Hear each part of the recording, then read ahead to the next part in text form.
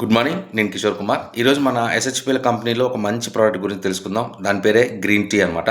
Daily మనం ఇంట్లో tea, coffee తాగుతూ ఉంటాం. దానివల్ల చాలా ప్రాబ్లమ్స్ అయితే ఉన్నాయి. కానీ మనం గ్రీన్ టీ తీసుకోవడం వల్ల ఎన్నో ఉపయోగాలైతే ఉన్నాయన్నమాట. సో అవన్నీ ఏంటనేది మీకు చెప్తాను. ముందుగా గ్రీన్ టీ మనం ఎలా తీసుకోవాలనేది ఒకసారి చూద్దాం.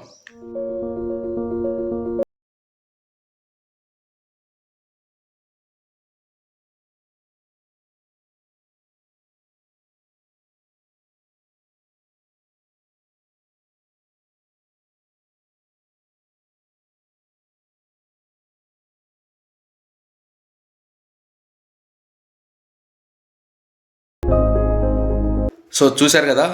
గ్రీన్ టీ టాబ్లెట్ మనం ఒక గ్లాస్ హాట్ వాటర్‌లో గ్రీన్ టీ టాబ్లెట్ వేసుకొని మంచిగా డైరెక్ట్‌గా తీసుకోవటం అనమాట. ఎలాంటి పాలు కానీ, చక్కెర కానీ ఎలాంటివి కూడా మనం కలపాల్సిన పని లేదు. ఎప్పుడైతే మనం షుగర్‌ని యాడ్ చేస్తూ ఉంటామో షుగర్ ప్రాబ్లమ్స్ వస్తాయి.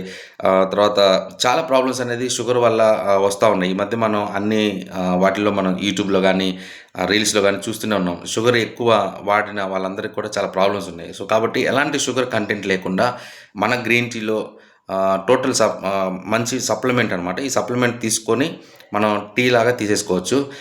ఈ గ్రీన్ టీ తీసుకోవటం వల్ల మెటబాలిజం అనేది క్రియేట్ అయ్యి ఫ్యాట్ అనేది బర్న్ చేస్తుంది. ఓకేనా?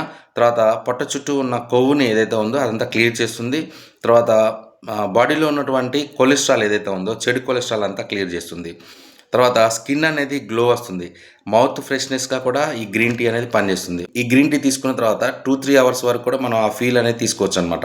ఓకేనా? తర్వాత బాడీలో ఉన్న టాక్సిన్స్ ఏవైతే ఉన్నాయో ఆ టాక్సిన్స్ మొత్తాన్ని క్లియర్ చేస్తుంది. ఓకేనా? డీటాక్సిఫికేషన్ చేస్తుందనమాట.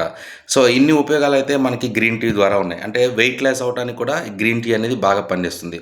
ఫ్యాట్ అనేది మొత్తం బర్న్ అయిపోయిందనుకోండి, పొట్ట చుట్టూ ఉన్న ఫ్యాట్ బర్న్ అయితే ఆటోమేటిక్‌గా మనం వెయిట్ లాస్ అవుతాం. ఓకేనా? వెయిట్ లాస్‌కి పనిచేస్తుంది. టాక్సిన్స్ మొత్తాన్ని క్లియర్ చేస్తుంది. మౌత్ ఫ్రెష్‌గా ఉంచుతుంది. స్కిన్ అనేది గ్లో ఉంచుతుంది.